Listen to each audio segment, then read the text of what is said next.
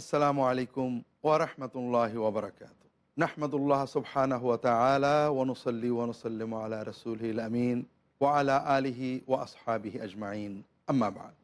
সম্মানিত দর্শক, আপনারা যে যেখান থেকে পিস টিভি বাংলার আল কোরআনের ওসিয়ত অনুষ্ঠানটি দেখছেন, সবাইকে দোয়া ও স্বাগত জানিয়ে শুরু করছি আমাদের আজকের পর্ব। আমরা আলোচনা করছিলাম সৎ কাজের আদেশ, অসৎ কাজের নিষেধ, আল্লাহর যে মৌলিক ওসিয়ত, বিশেষ করে সন্তান প্রতিপালনের ক্ষেত্রে তার গুরুত্ব সম্পর্কে আমরা দেখলাম।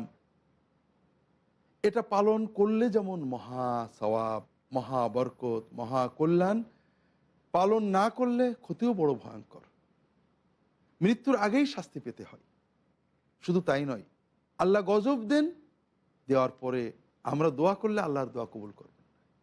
কাল্লা আল্লাহ, আল্লাহ রসুল সাল্লাল্লাহু আলাইহি ওয়াসাল্লাম বলছেন সহিহ হাদিস, কাল্লা আল্লাহ লা তা'মুরুন্না বিল মা'রুফ ওয়া লা তানহাউন্না আনিল মুনকার ওয়া লা তা'খুযুন্না আলা ইয়াদিয যালিমি ফাতা'তিরুন্নাহু আলাল হাক্কি আতরা ওয়া তাকসিরুন্নাহু আলাল হাক্কি কাসরা ওয়া ইল্লা লা ইয়া'উম্মুকুমুল্লাহু বি'iকাবিহি থুম্মা তাদউনাহু ফালা ইস্তাজাবা লাকুম।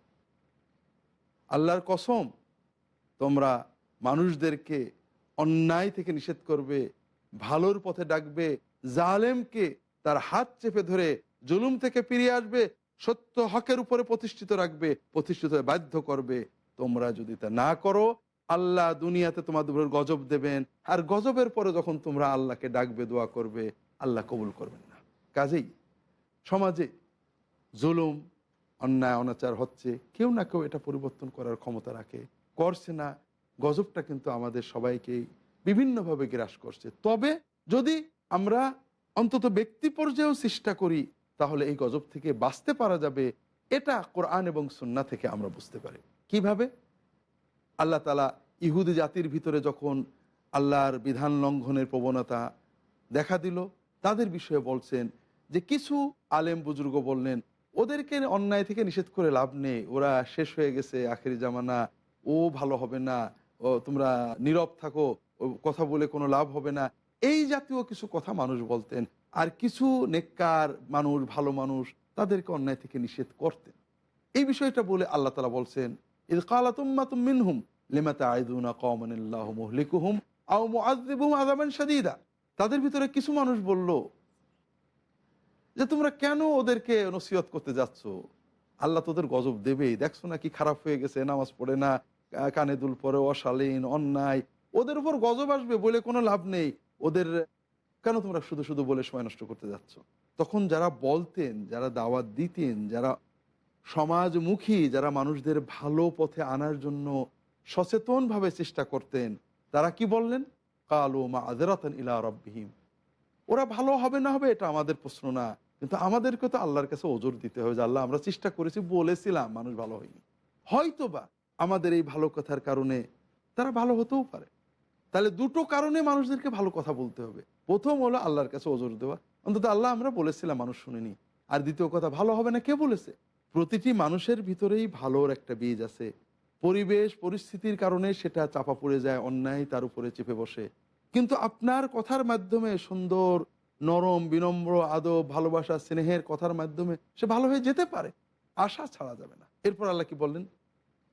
ফালাম্মা নাসু মা যুক্কিরু বিহি আনজাইনা আল্লাযীনা ইয়ানহাউনা আনিস সূ ওয়া আখাযনা আল্লাযীনা যালামু বিআযাবিন বাঈসিন বিমা কানু ইয়াফসুকুন। যখন তারা উপদেশ শুনলো না, সত্যই তারা ভালো হলো না, তখন আল্লাহ বলছেন যারা নিষেধ করত আমি তাদেরকে বাঁচিয়ে দিলাম, আর যারা পাপ করত, অন্যায় করত, তাদের কঠিন আযাব দিয়ে ধ্বংস করে দিলাম। এজন্য আমরা যদি অন্তত চেষ্টা করি যে সমাজে অন্যায় কমুক, আমরা আমাদের সীমিত ক্ষমতার ভিতরে বলতে থাকি, মানুষকে ডাকতে থাকি, আমাদের সন্তানদেরকে এই সচেতনতায় গড়তে পারি, তাহলে আশা করা যায় যে সাধারণ আযাব আসবে, আল্লাহ তাআলা এটা থেকে আমাদের বাঁচিয়ে দেবেন। আল্লাহ রসুল সাল্লাল্লাহু আলাইহি ওয়াসাল্লাম এই সৎ কাজে আদেশ, অসৎ কাজে নিষেধের এই যে সামাজিক প্রভাব, এটা সহিহ বুখারীর একটা হাদিসে খুব সুন্দর করে বুঝিয়েছেন। আল্লাহ রসুল সাল্লাল্লাহু আলাইহি ওয়াসাল্লাম বলছেন, মাসালুল কায়েমি আলা হুদুদিল্লাহ ওয়াল মুদহিনি আল ওয়াকি ফিহি কামাসালি কওমিন ইস্তাহামু আলা সাফিনা। সমাজে যারা অন্যায় থেকে মানুষদের ঠেকানোর চেষ্টা করেন, আর যারা সমাজপতি, সমাজের ন্যায় প্রতিষ্ঠার দায়িত্ব যাদের, আল্লাহর বিধিবিধান প্রতিষ্ঠার দায়িত্ব যাদের, তারা। আর এর বিপরীতে যারা অন্যায় লিপ্ত হচ্ছে, তাদের উদাহরণ, নমুনা, তুলনা হলো এমন একটা জনগোষ্ঠীর উপরে, এমন কিছু মানুষের জন্য যারা একটা নৌকা, বড় নৌকা বা লঞ্চ ভাড়া নিয়েছে। নৌকায় তো সবার এক জায়গায় হবে না, কেউ পাটাতনের উপরে থাকবে, কেউ নিচেই থাকবে। তা সবাই লটারি করে কেউ উপরে আসে, কেউ নিচেই আসে। যারা নিচে আছে তাদের যখন পানি নেওয়ার দরকার হয়, স্বভাবতই উপরে উঠতে হয়, উঠে নদীর ভিতরে বালতি দিয়ে পানি তুলে নিচে যেতে হয়। এতে উপরে যারা আছে তাদের কিছু বিরক্তি এসে যায় এবং মাঝে মাঝে পানি চিটে চুটে তাদের গায়েও পড়ে। তারা তাদের উপর বিরক্ত হয়, ভাই আমাদেরকে ভেবে বিরক্ত করো না। তখন নিচে যারা আছে তারা বলে যে ঠিক আছে, তাহলে আমরা পানির কাছে, আমরা আমাদের অংশ থেকে, নিচের অংশ থেকে তোমাদের পাটাতনে হাত দেবো না, উপরের অংশে হাত দেবো না, নিচের অংশ থেকে একটা তক্তা কেটে আমরা নদী থেকে সরাসরি পানি তুলে নেব। এই অবস্থায় যদি উপরের মানুষগুলো চিন্তা করে ওরা ওদের অংশে যা করছে করুক, ওদের ব্যক্তিগত স্বাধীনতা, এটা মানবাধিকারের অংশ, ওদের কাজে আমরা বাধা দেবো না, ওরা তো আমাদের অংশে কোনো ক্ষতি করছে না, এইভাবে যদি তারা বসে থাকে, তাদের বাধা না দেয়, তাহলে নৌকা ডুবে যাবে। শুধু নিচেওয়ালারাই ডুববে না, উপরওয়ালারাও ডুবে যাবে। আর যদি উপরওয়ালারা ওদের বাধা দেয় যে না খবরদার, তোমরা নৌকা কাটতে পারবে না, প্রয়োজন উপরে আসো, পানি নিয়ে যাও, আমাদের একটু কষ্ট হলেও, কিন্তু নৌকা কাটতে পারবে না, তাহলে বেঁচে যাবে শুধু যারা বাধা দিল তারাই বাঁচবে না, উপরে যারা আছে তারাও বাঁচবে, নিচেই যারা আছে তারাও বাঁচবে। আল্লাহু আকবার। সমাজকে আমরা এভাবেই দেখতে হবে। আজকে যারা সমাজে ক্ষমতাধর, শক্তিশালী, সমাজের বিভিন্ন পর্যায়ে ক্ষমতা আছে, তারা ভাবছেন এই সন্ত্রাস, এই জুলুম, এই মাদকতা আমার তো কোনো ক্ষতি করবো না, আমি তো শক্তিশালী। কিন্তু আল্লাহ রসুল সাল্লাল্লাহু আলাইহি ওয়াসাল্লাম বলছেন, তিনি as-সাদিকুল আমিন, মহাসত্যবাদী, আপনাকে এই পাপ স্পর্শ করবেই, আপনাকে না হলে আপনার সন্তানকে, আপনার আগত প্রজন্মকে এই অবক্ষয় স্পর্শ করবে, আপনাকে ডুবতেই হবে। কাজে আমাদের সবাইকে চেষ্টা করতে হবে আল্লাহর কাছ থেকে পাপ মুক্ত হতে, দুনিয়ার গজব থেকে মুক্ত হতে, সমাজটাকে ডুবে যাওয়া থেকে রক্ষা করতে, আমাদের আগত প্রজন্মগুলোকে এই ডুবে যাওয়া থেকে রক্ষা করার জন্য আমাদের মানুষকে ভালো কাজের কথা বলতে হবে, খারাপ থেকে নিষেধ করতে হবে। আর সবচেয়ে বড় যেটা কোরআনের এই ওসিয়তে আমরা দেখছি, সন্তানদেরকে এই সচেতনতা সহ তৈরি করতে হবে, তারবিয়াত দিতে হবে। সম্মানিত দর্শক, তারবিয়াত তো দিলাম, জানলাম গুরুত্ব কি, না করলে অপরাধ কি জানলাম, কিন্তু কিভাবে আমরা এই ইবাদতটা পালন করব। এখানে তিনটে কথা আছে, ওয়া'মুর বিল মা'রুফ ওয়ানহা আনিল মুনকার। একটা হলো আদেশ ও নিষেধ, আর একটা হলো মারুফ, আর একটা হলো মুনকার। আদেশ নিষেধ কি, কেমন ভাবে করতে হবে, আর মারুফ আর মুনকারই বা কি, কোথা থেকে জানা যাবে, এই বিষয়গুলো আমাদের বুঝতে হবে। আদেশ নিষেধ, দাওয়াত, ওয়াজ, নসিহাত, বিভিন্ন পরিভাষার একই অর্থ। আমরা আদেশ বলতে অনেক সময় মনে করি মানুষদেরকে কঠোরভাবে, কর্কশভাবে নির্দেশ দেওয়া, না, এটা আমাদের প্রথম ভুল। দাওয়াতের জন্য, আদেশের জন্য, নিষেধের জন্য প্রথম যে দায়িত্ব কোরআন এবং সুন্নাহ আমাদের শিখিয়েছে, সেটা হলো যাকে আপনি বলছেন সে আপনার শত্রু নয়, সে আপনার অতি আপনজন, তার প্রতি দরদ মমতা থাকবে। যেমন রাসূলুল্লাহ সাল্লাল্লাহু আলাইহি ওয়াসাল্লাম কাফের মুশরিকদের প্রতি দরদ অনুভব করতেন। কাফেররা দিন মানছে না, কোরআন মানছে না, রাসূলুল্লাহ সাল্লাল্লাহু আলাইহি ওয়াসাল্লাম বেদনা অনুভব করছেন, আহা লোকগুলো জাহান্নামে চলে গেল, লোকগুলো জাহান্নামে চলে গেল। যা ধ্বংস হয়ে যাচ্ছে এরকম নয়, ইসলামের শত্রু ধ্বংস হয়ে গেল তা নয়, বরং মানুষ ধ্বংস হয়ে যাচ্ছে, আল্লাহর বান্দা আদম সন্তান, এজন্য বেদনা অনুভব করা, এটা হলো অত্যন্ত মৌলিক বিষয়। আল্লাহ রসুল সাল্লাল্লাহু আলাইহি ওয়াসাল্লাম হাদিস শরীফে এসেছে, তার জাতি তাকে রক্তাক্ত করেছে, যুদ্ধের ময়দানে তার গায়ে তীর মেরেছে, কপাল কেটে ঝরঝর রক্ত পড়ছে, দাঁত মোবারক ভেঙে গিয়েছে, রক্ত মোছেন আর দোয়া করেন, আল্লাহুম্মা গফির লিকওমি ইন্নাহুম লা ইয়ালামুন। কাফেররা তাকে আহত করেছে, নিহত করতে চেয়েছিল, আর নবীর গায়ে আঘাত দিলে গজব এসে যেতে পারে, এজন্য রক্তাক্ত রাসূল সাল্লাল্লাহু আলাইহি ওয়াসাল্লাম আল্লাহ তাআলার কাছে দোয়া করছেন যে আল্লাহ, আমার কওম আমাকে যে আহত করেছে, আমার নবুয়াত, আমার মর্যাদা বুঝতে পারিনি, তাই আপনি তাদেরকে মাফ করে দেন, তাদের গজব দিয়েন না। আল্লাহু আকবার। আমরা যখন দাওয়াত দিই, দিনের কথা বলি, কেউ একটু বিরোধী বললে তাকে আমরা ইসলামের শত্রু মনে করি। অথচ হয়তো ব্যক্তি আমার আচরণে রুষ্ট হয়ে আমার বিরুদ্ধে কথা বলেছে, আমি তাকে সুন্নাহ মোতাবেক দাওয়াত দিতে পারিনি। আর আল্লাহ রসুল সাল্লাল্লাহু আলাইহি ওয়াসাল্লাম, তাকে আহত করা হয়েছে, আর তিনি বলতে পারতেন আল্লাহ তাদের গজব দাও না, তিনি বলছেন আল্লাহ গজব এসে যেতে পারে ভয়ে তিনি আল্লাহর কাছে দোয়া করছেন, আল্লাহ আমার কম তো আমাকে চিনতে পারেনি, তাই তো তারা আমাকে আহত করেছে, তাদেরকে তুমি মাফ করে দাও। আমরা তায়েফের ঘটনা জানি, বুখারী মুসলিম বিভিন্ন গ্রন্থে সহিহ হাদিস। আল্লাহ রসুল সাল্লাল্লাহু আলাইহি ওয়াসাল্লাম তায়েফে গিয়েছেন দাওয়াত দেওয়ার জন্য, তাকে রক্তাক্ত করে দেওয়া হয়েছে, সারা গায়ে পাথর মেরে মেরে রক্তাক্ত করা হয়েছে। ফিরে আসছেন তিনি মক্কায়, মক্কাবাসী তাদেরকে বের করে দিয়েছে। তার চাচা আবু তালেবের ওফাতের পরে মক্কাবাসী তার উপরে দৈহিক মানসিক নির্যাতন চূড়ান্ত পর্যায়ে নিয়ে যায়। মক্কায় কথা বলার সুযোগ নেই, আশ্রয় নেই। স্ত্রী যিনি ঘরের আশ্রয় ছিলেন মৃত্যুবরণ করেছেন, চাচা যিনি সামাজিক আশ্রয় দিতেন তিনি মৃত্যুবরণ করেছেন। সেই অবস্থায় তিনি তায়েফে গেছিলেন। সময়ত দর্শক, সময় হলো বিরতিতে যাওয়ার, আমাদের সাথেই থাকুন। বিরতির পরে আমরা এই তায়েফের ঘটনার শিক্ষা আলোচনা শুরু করবো ইনশাআল্লাহ। আসসালামু আলাইকুম ওয়ারাহমাতুল্লাহি ওয়াবারাকাতুহু। আলাইকুম ওয়ারাহমাতুল্লাহি ওয়াবারাকাতুহু। সময়ত দর্শক, ফিরে এলাম বিরতির পর। আমরা তায়েফের ঘটনা আলোচনা করছিলাম। মক্কায় ঠাঁই পাচ্ছেন না, দাওয়াত দিতে পারছেন না, হয়তো নীরবে থাকলে থাকতে পারেন, কিন্তু তিনি তো নীরব থাকতে পারছেন না। মানুষদেরকে আল্লাহর পথে ডাকতে হবে। তায়েফে গেলেন, তায়েফবাসী রক্তাক্ত করে ফিরিয়ে দিল, তায়েফেও স্থান নেই। তায়েফবাসীর রক্ত ঝরায়, মক্কাবাসীর রক্ত ঝরায়, মক্কার পথে তিনি ফিরে আসছেন। জিবরাইল আলাইহিস সালাম পাহাড়ের ফেরেশতাকে নিয়ে নেমে এসেছেন। ইয়া রাসূলুল্লাহ, পাহাড়ের ফেরেশতা এসেছেন, আপনি নির্দেশ দিলে পাহাড় উল্টে এদেরকে ধ্বংস করে দেওয়া হবে। আমাদের মতো দায়ী হলে কি খুশি হতাম, আমার কারামত বের হয়ে গেছে, আমাকে মারছিলে, এই দেখো কি হয়। কিন্তু রাহমাতুল্লিল আলামিন মুহাম্মদ রাসূলুল্লাহ সাল্লাল্লাহু আলাইহি ওয়াসাল্লাম, রক্ত ঝরছে, গায়ে দগদগে ঘা, মেরে তাড়িয়ে দেওয়া হয়েছে, মক্কাবাসীরা ঢুকতে দিচ্ছে না, দাওয়াত দিতে দিচ্ছে না, সেই কঠিন মুহূর্তেও তিনি কি বললেন, লা বাল আরজু আইয়ুখরিজাল্লাহু মিন আসলাবিহিম মাইয়াবুদুল্লাহ ওয়াহদাহু লা ইউশরিকু বিহি শাইআন। জিবরাইল, না, তুমি ধ্বংস করে দেওয়ার কথা বলো না, আমি পাহাড় উল্টে এই জনপদের অধিবাসীদেরকে ধ্বংস করে দেওয়ার কথা বলবো না। কারণ এরা হয়তো ইসলাম আনবে না, এরা হয়তো আমাকে চিনবে না, কিন্তু আমি আশা করি আল্লাহ তাআলা এদের বংশধরদের ভিতর থেকে এমন মানুষ তৈরি করবে, তারা অন্তত আল্লাহর ইবাদত করবে শিরিক মুক্তভাবে। কাজে এই আশাটুকু থাক, আশার আলো জ্বলতে থাক, ধ্বংস করা যাক। সময়ত দর্শক, তাহলে রাসূলুল্লাহ সাল্লাল্লাহু আলাইহি ওয়াসাল্লাম কিভাবে ভালোবাসতেন? উম্মতকে নয়, শুধু যারা তাকে মেরেছে, আহত করেছে, নিহত করতে চেষ্টা করেছে, লাঞ্ছিত করেছে, তাদেরকেও তিনি কত আপন ভাবে ভালোবেসেছেন। কাজেই আমি যাকে দিনের দাওয়াত দেব, তাকে যদি আগেই দিনের শত্রু, খারাপ মানুষ বলে চিন্তা করি, তাহলে তো আমার দাওয়াত সফল হবে না। সে আমার আপনজন, সে খারাপ হয়ে যাচ্ছে, তাকে কিভাবে বাঁচানো যায়?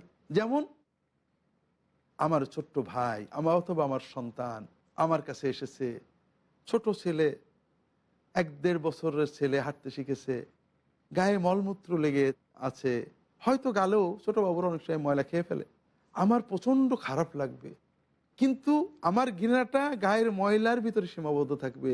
আমার ছোট্ট সন্তান বা ভাইয়ের প্রতি কিন্তু ঘৃণা আসবে না, আমার সচেতন চেষ্টা থাকবে কিভাবে ওকে ময়লা মুক্ত করা যায়। সম্মানিত দর্শক, আপনাদেরকে বলছিলাম কমিশন ব্যবসায়ীদের কথা, ইন্স্যুরেন্স কোম্পানির এজেন্টদের কথা।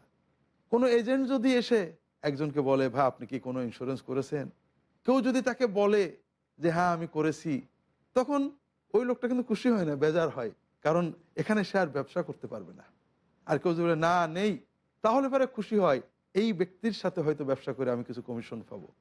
কাজে যে ব্যক্তি দিনের বাইরে রয়েছে, দিন মানছে না, দিন বিরোধী পথে চলছে, কথা বলছে, ওকে দেখে তো আমার একদিকে মায়া থাকবে, একদিকে খুশি থাকবে যে হয়তো বা একে হেদায়েত করে আমি আল্লাহ তাআলার কাছে অনেক মর্যাদা পেয়ে যেতে পারবো।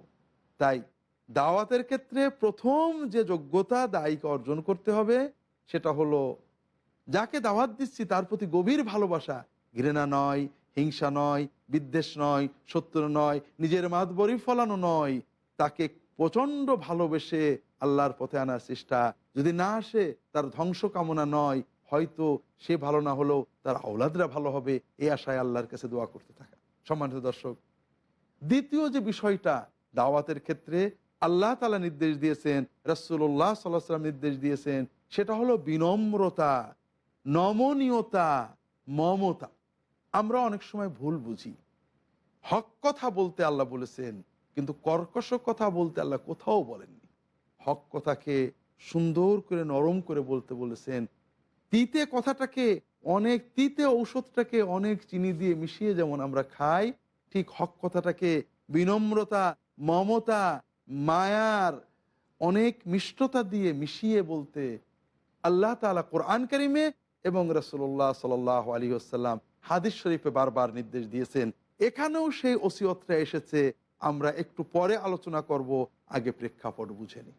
আল্লাহ কোরআন কারিমে যত জায়গায় দাওয়াতের নির্দেশ দিয়েছেন, রিফক, ধৈর্য এবং সহিংসতার বিপরীতে অহিংস আচরণ করতে নির্দেশ দিয়েছেন। হযরত মূসা আলাইহিস সালাম এবং হারুন আলাইহিস সালাম, মূসা আলাইহিস সালাম এবং হারুন আলাইহিস সালাম, তাদেরকে আল্লাহ পাঠালেন ফিরআউনের কাছে। তাদেরকে বলে দিলেন যে ফিরআউন তোমাদের কোনো ক্ষতি করতে পারবে না। বিশ্বের সবচেয়ে বড় তাগুতের কাছে সবচেয়ে বড় পয়গম্বরদের মধ্য থেকে দুইজনকে, আল্লাহর প্রিয়তম বান্দাদের ভিতর থেকে দুইজনকে পাঠালেন আল্লাহ। হক কথা বলতে, সৎ কাজের আদেশ দিতে, অসৎ কাজের নিষেধ করতে, দাওয়াত দিতে। তাদের কোনো ক্ষতি করার ক্ষমতা নেই তাও বলে দিয়েছেন, কিন্তু তারপরেও কর্কশ না।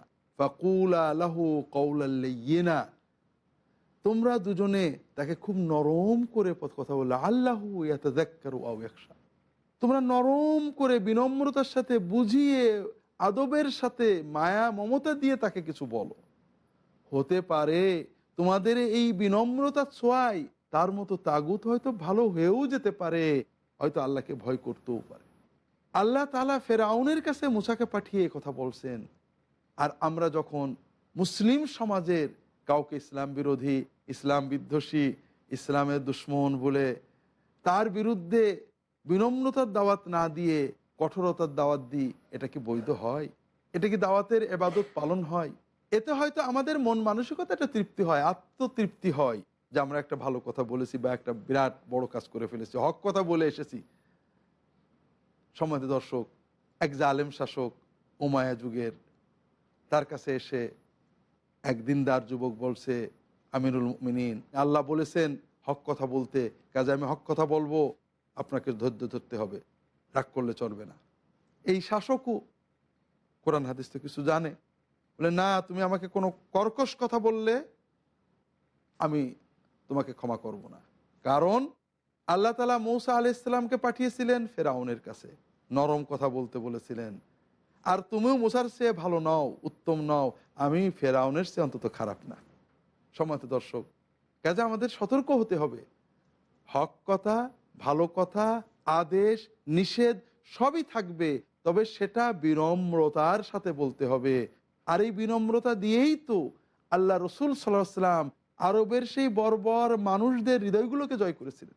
আল্লাহ রসুল সাল্লাল্লাহু আলাইহি ওয়াসাল্লাম ইসলাম প্রতিষ্ঠা করেছেন, ইসলামী রাষ্ট্র প্রতিষ্ঠা করেছেন, কোনোটাই জিহাদ দিয়ে নয়। জিহাদ এসেছে রাষ্ট্র প্রতিষ্ঠিত হওয়ার পরে। রাষ্ট্রের সার্বভৌমত্ব, নাগরিকদের সার্বভৌমত্ব, ধর্মীয় দিনী দাওয়াতের নিরাপত্তা রক্ষার জন্য, ইসলামী রাষ্ট্রের পতাকাকে সমুন্নত রাখার জন্য, এলায়ে কালেমাতুল্লাহর জন্য। কিন্তু রাষ্ট্রটা প্রতিষ্ঠিত দাওয়াতের মাধ্যমে, সমাজ প্রতিষ্ঠিত হয়েছে দাওয়াতের মাধ্যমে। সেই দাওয়াতটার ভিত্তি ছিল রিফক। সেই আরবের বর্বর মানুষগুলোর অন্তর তিনি জয় করে ফেলেছেন শুধুমাত্র বিনম্রতা দিয়ে। ফাবিমা রাহমাতিম মিনাল্লাহি লিনতা লাহুম ওয়ালাউ কুনতা ফাযযান গালিযাল কলবি লানফাযযু মিন হাওলিক ফা'ফু আনহুম ওয়াস্তাগফির লাহুম ওয়াশাবিরহুম ফিল আমর। আল্লাহ তাআলা কোরআন করে বলছেন, আল্লাহর তো দয়া করুণা যে আপনার ভিতরে আল্লাহ তাআলা বিনম্রতা দিয়েছিলেন, তাদের সাথে আপনি বিনম্র আচরণ করেন, মায়াময় আচরণ করেন। আপনি যদি কর্কশ হতেন, আমরা বাংলায় অনেক সময় বলি জালালি মেজাজের হতেন, কঠোর মেজাজের হতেন, তাহলে তারা আপনার পাশ থেকে সরে যেত। আপনার বিনম্রতাই তো তাদের হৃদয়গুলোকে জয় করেছে। কাজেই তারা আপনার কাছে অন্যায় করলো, তাদের ক্ষমা করে দেন, তাদের জন্য আল্লাহর কাছে ক্ষমা চান, আপনি তাদের সাথে পরামর্শ করেন। আল্লাহু আকবার। যে রাসূল সাল্লাল্লাহু আলাইহি ওয়াসাল্লামকে ওহী আসতো, সেই রাসূল সাল্লাল্লাহু আলাইহি ওয়াসাল্লামকে আল্লাহ বললেন তাদের সাথে পরামর্শ করে চলুন, তাদেরকে ক্ষমা করুন, তাদের জন্য আল্লাহর কাছে দোয়া করুন। কাজেই বিনম্রতা হলো সৎ কাজে আদেশ, অসৎ কাজে নিষেধের মৌলিক বিষয়, যেটা কোরআন নির্দেশ দিচ্ছেন। আল্লাহ তাআলা কোরআন কারীমে যারা দ্বীনের দাওয়াত দেয় তাদেরকে শ্রেষ্ঠ মানুষ বলেছেন। ওমান আহসানু কাওলাম মিম্মান দাআ ইলাল্লাহি ওয়া আমিলা সালিহান ওয়া ক্বালা ইন্নানি মিনাল মুসলিমিন। ওর চেয়ে ভালো মানুষ তো আর কেউ নেই, যে ব্যক্তি মানুষদেরকে আল্লাহর পথে ডাকে, নিজেও সৎ কাজ করে। শুধু মুখের কথা বলে না, নিজে কাজ না করলে দাওয়াত হয় না। আমরা একটু পরে কোরআন সুন্নাহ নির্দেশনা বুঝবো। এবং বলে আমি মুসলিম, নিজের মুসলিম পরিচয়কে গোপন করে না, আর ইসলামের পাশাপাশি জাগতিক পরিচয়গুলোকে বড় মনে করে না, আমি মুসলমান। এইভাবে যিনি দাওয়াত দেন, ইসলামের দাওয়াত দেন, ছোট ছোট দল, ফিরকা, ছোট ছোট বিষয়, এইগুলো না, দাওয়াত দেন ইসলামের, পরিচয় দেন ইসলামের। আল্লাহ তাআলা এরপরে দাওয়াতের পদ্ধতি আমাদের বলে দিলেন। পদ্ধতিটা কি? ইদফা বিল্লাতি আহসান ফাইযাল্লাযী বাইনাকা ওয়া বাইনাহু আদাওয়াতুন কাআন্নাহু ওয়ালিয়্যুন হামীম। আল্লাহ তাআলা বললেন, তুমি দাওয়াত দিতে গেলে, মানুষকে আল্লাহর পথে ডাকতে গেলে, যখন মানুষ অশোভন আচরণ করবে, সহিংস আচরণ করবে, খারাপ আচরণ করবে, তুমি তাদের খারাপটাকে উত্তম দিয়ে প্রতিরোধ করো। সহিংসতার পরিবর্তে অহিংসতা, অশালীনতার বিনিময়ে শালীনতা, অভদ্রতার পরিবর্তে ভদ্রতা দিয়ে তুমি তাদের প্রতিরোধ করো। তাহলে কি হবে? ফাইযাল্লাযী বাইনাকা ওয়া বাইনাহু আদাওয়াতুন কাআন্নাহু ওয়ালিয়্যুন হামীম। তাহলে যার সাথে তোমার কঠিন শত্রুতা ছিল, সেই এক সময় তোমার প্রিয় বন্ধুতে পরিণত হতে পারে। আর এই গুণ অর্জন করতে গেলে কি লাগবে? ধৈর্য লাগবে। আর এই গুণ অর্জন করাই হলো চরম সফলতা। সম্মানিত দর্শক, এ বিষয়ে আজকে আর আমরা আলোচনা করতে পারছি না। পরবর্তী পর্বে আমরা আবার এ বিষয়ে আলোচনা শুরু করব ইনশাআল্লাহ তাআলা। ততক্ষণ আল্লাহ তাআলা আমাদের ভালো রাখুন, এ আশায় শেষ করছি। ওয়াসাল্লাল্লাহু আলা মুহাম্মাদিন নবিয়্যিল উম্মি ওয়া আলা আলিহি ওয়া আসহাবিহি আজমাইন। ওয়াসসালামু আলাইকুম ওয়া রাহমাতুল্লাহি।